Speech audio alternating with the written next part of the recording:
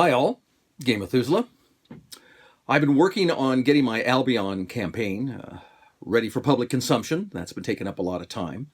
Really, actually, most of the time has been taking up me trying to figure out what technology I'm going to use to be able to get it out to the public as quick as I possibly can. So hopefully this weekend, because I'm actually going down to San Diego to Kingdom Con, this will be the first time I've attended a 4-day convention for all 4 days, and longer than I can remember. I'm excited. I think it'll be fun. I'm looking forward to meeting and greeting with a lot of people and getting out there and talking about HMGS and our tournament coming up, tournament and convention coming up in October. That's all historical, so we're looking forward to that. And I feel like I've been reneging on my duties and getting you out more video content. So I wanted to work on something for quite a while I had talked about, which was the idea of building a miniature collection. Because I think miniatures are such an integral part of role-playing games and really add to the value. So to that end, I'm going to show you now how I sort of do it currently. I used to just have everything in massive boxes, but at one point I realized I had 5 fantasy monster boxes that if I wanted to haul around, I would do so. And then I have an entire box of dwarves, entire box of orcs and goblins, entire box of undead. It gets pretty extensive. So what I've done now is I've broken them down into games I play. So 2 I've taken pictures of is my Dungeons & Dragons first edition, my Dungeons & Dragons 0 edition, which is the original D&D.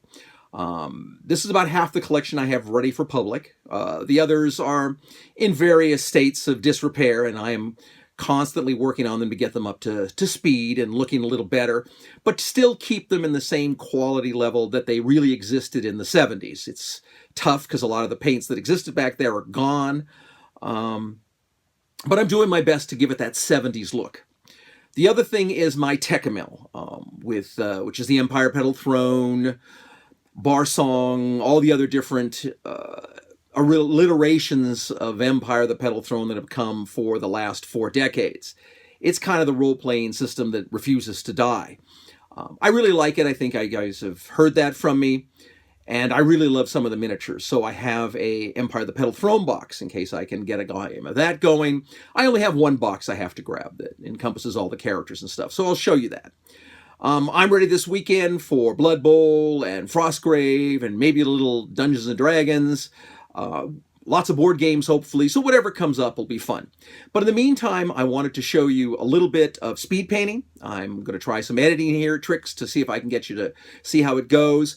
And in building a collection, I know you've heard this from me too, I really think that these pre-painteds are a great way to start. They're cheap. They give you half the work already done. In some cases, if you're not really particular, all the work. And you can get going building a collection really, really quickly. And then as your painting skills increase, you can start buying the more expensive figures, working in the detail you want, and then eventually work yourself up to competitive level painting. For me, it's again, like I think I've told you, it's volume, volume, volume. I like to get the stuff done quickly so I can talk to you about games, or more importantly, I can go play games. And I want to have as much as I can because I want it on the board and I want it painted. I've been working on my dungeon tiles lately, so that's been a big job.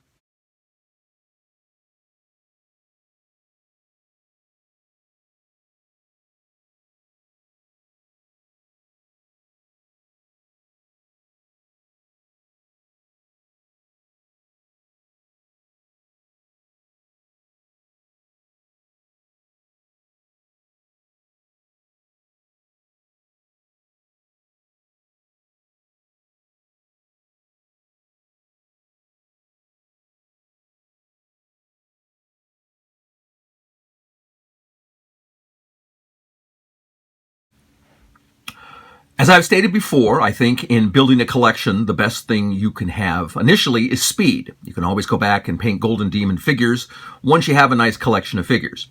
But in the speed category, I've mentioned before, I think the pre-painteds are really excellent. This is an example of both kind of the older versions and the newer versions. The older pre-painteds, they tried to basically give you some kind of weathered effect and shading and detail. Some were decent, some were pretty terrible. But they kind of worked. And the ones like the monsters where they were usable, you could pretty much leave alone, like this guy. They try to do some shading. They're not overly effective, but for the most part, it works. I would normally just leave these in the box, bring them out as I need. Now, in this case, Ogre or Hill Giant, I already have a couple painted ones that are really nice. I unlikely would ever use this. But also, as I've stated, you want to paint when you're speed painting in a simple and consistent color palette. All these three here I've put down are going to be working in the same browns, gray, and black color palette. So I'm not using a lot of paints.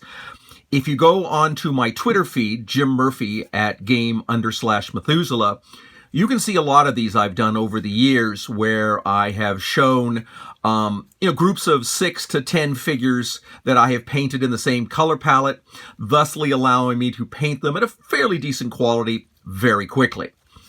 The second thing here are the newer pre-painted plastics for like Dungeons and Dragons and the like. Here they've gone away from doing any shading. Really what they've done is given you what I consider the basic paint job. They put in, the colors. Everything sort of stays within the lines. It looks pretty good. And I think a lot of people could use these right out of the box, again, with no issue. Now, because there really isn't any shading, Game Methuselah is not going to use them. But since I'm using the same palettes, and since they haven't botched up the colors, you can see where in this figure here, they stay within the lines, everything's good. My guess is these are machine painted, but I'm not completely convinced or sure. But the basic colors are here.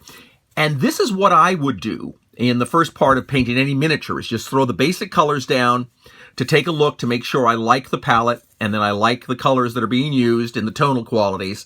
And then, once I'm happy with it, I would dry brush and wash, which is what we're going to do here. I'll leave the timer running so you can sort of see how this goes, because I'm going to try to start running this at fast speed.